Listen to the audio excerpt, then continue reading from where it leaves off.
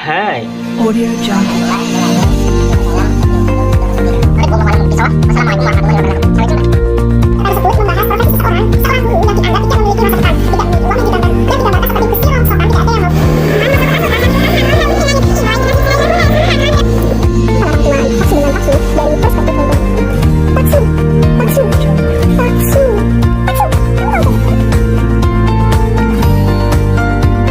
Perkenalkan, nama saya Muhammad Khalid Umar dengan NIM 206151103.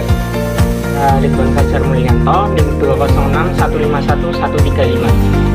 Saya Zara Jiwa Putri dengan NIM 206151104. Saya Mutia Rizky Amalia Muhammad dengan NIM 206151107. Audio Jungle.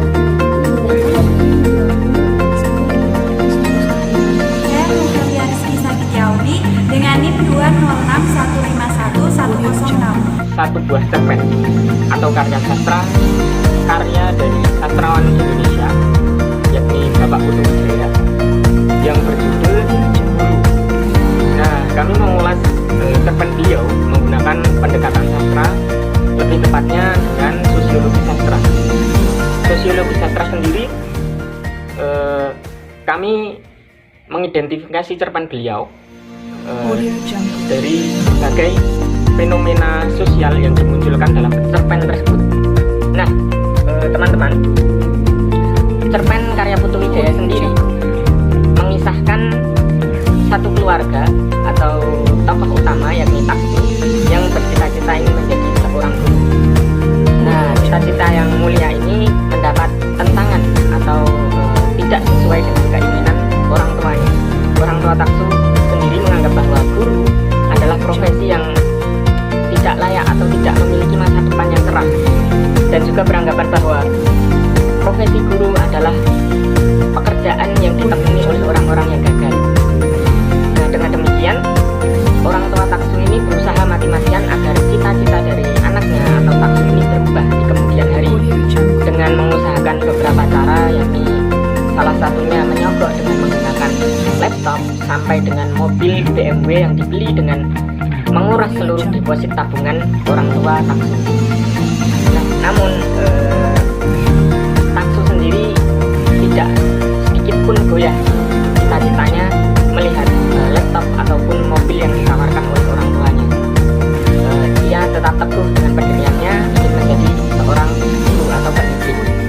Nah, 10 tahun berlalu, Taksu menjadi orang yang besar atau guru besar Audio Jungle. bagi anak muda, bangsa maupun negara dengan mengedepankan etos kerja.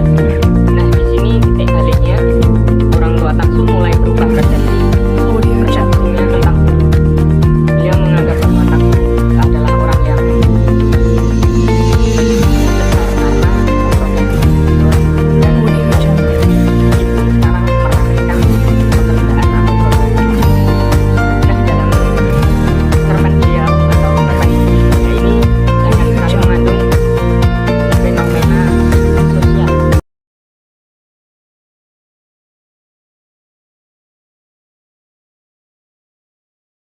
Penelitian sebuah karya sastra, baik berbentuk teater, berbentuk novel, dongeng, cerita rakyat, ataupun puisi, pantun, dan sebagainya akan mengunggah semangat masyarakat. Informasi sosial dalam sastra yang begitu berharga akan mengangkat derajat struktur masyarakat. Berbagai hal-hal penting yang menyangkut kemasyarakatan akan terangkum lewat kacamata sosiologi. Penelitian karya sastra menjadi sangat penting dilakukan untuk mengetahui relevansi sebuah karya sastra dengan kenyataan yang ada di dalam kehidupan bermasyarakat. Nilai-nilai yang terkandung dalam karya sastra sendiri pada dasarnya mencerminkan realitas sosial yang memberikan pengaruh terhadap masyarakatnya.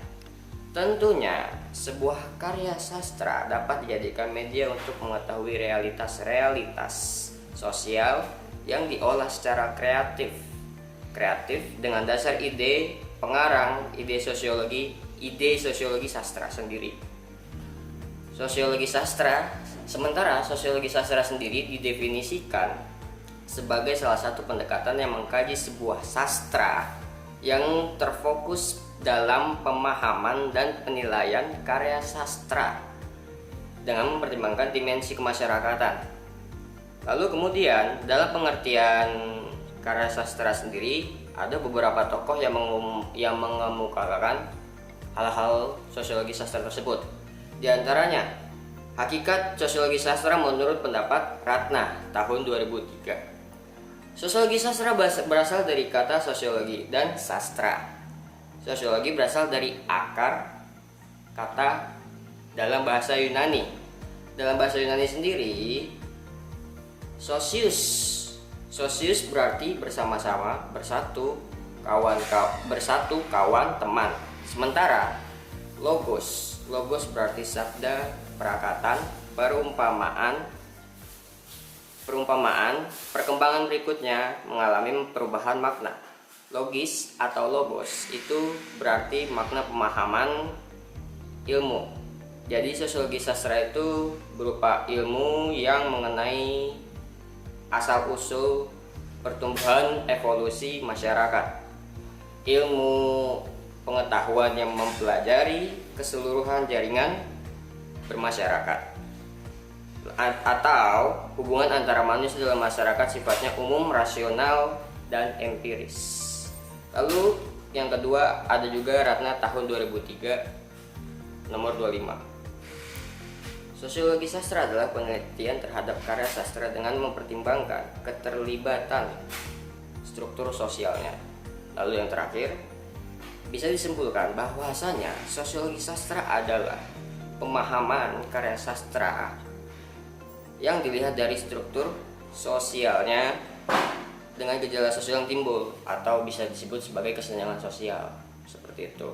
Lalu yang terakhir ada tokoh yang bernama Surjono Sukanto pada tahun 1990 nomor 365 sampai 394 menyatakan masalah sosial yang ada pada umumnya dihadapi masyarakat antara lain kemiskinan, disorganisasi, masalah generasi muda dalam masyarakat modern atau masalah lingkungan hidup, dan birokrasi.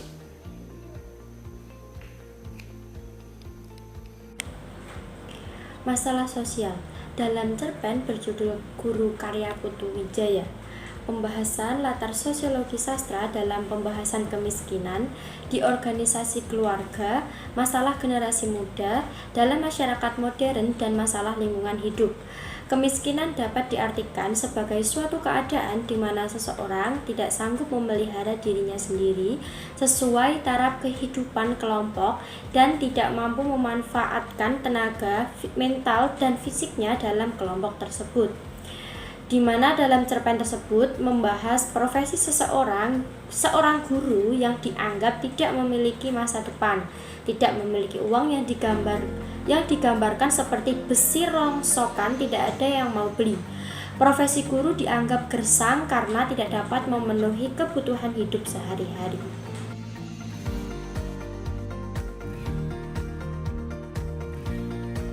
Selanjutnya menerangkan tentang masalah kemiskinan. Dalam cerpen berjudul Guru karya Putu Wijaya dikutip dari bagian percakapan karya tersebut. Kenapa? Apa nggak ada pekerjaan lain? Kamu tahu hidup guru seperti apa? Guru itu hanya sepeda tua, ditawar-tawarkan sebagai besi rongsokan pun tidak ada yang mau beli. Yang berarti digambarkan bahwa profesi guru hanya dianggap sebagai manusia yang tidak punya masa depan cerah, gaji yang tidak setimpal, tidak dapat memenuhi kebutuhan sehari-hari dan hidup dalam pemukiman kumuh. Masalah disorganisasi keluarga. Kutipan dialog yang berisi kami dengar dengan kamu mau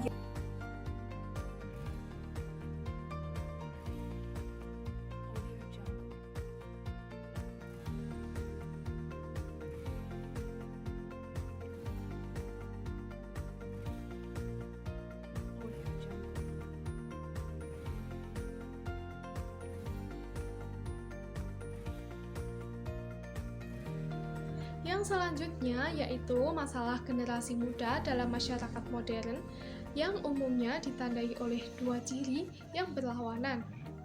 misalnya dalam bentuk radikalisme, delinkuensi, dan sebagainya, serta sikap yang apatis, misalnya penyesuaian yang membabi buta terhadap ukuran moral generasi tua. Sikap melawan mungkin disertai dengan suatu rasa takut bahwa masyarakat akan hancur karena perbuatan-perbuatan yang menyimpang. Seperti kutipan dialog yang berisi, "Itu kan 28 tahun lalu, sekarang sudah lain Taksu, kamu jangan ngacau. Kamu tidak bisa hidup dengan nasihat yang Bapak berikan 30 tahun yang lalu. Waktu kamu masih malas, kamu tidak mau sekolah, kamu hanya mau main-main, kamu bahkan bandel dan kurang ajar pada guru-guru kamu yang datang ke sekolah naik ojek." Dari kutipan dialog di atas terlihat bahwasannya orang tua Taksu menceritakan masa kecil Taksu yang nakal dan kurang ajar terhadap gurunya ketika masih sekolah.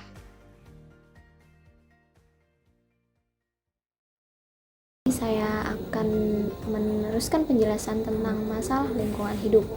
Nah, dalam sudut pandang pembahasan lingkungan hidup, maka biasanya yang difikirkan adalah hal-hal atau yang berbeda di sekitar manusia, baik sebagai individu maupun dalam pergaulan hidup.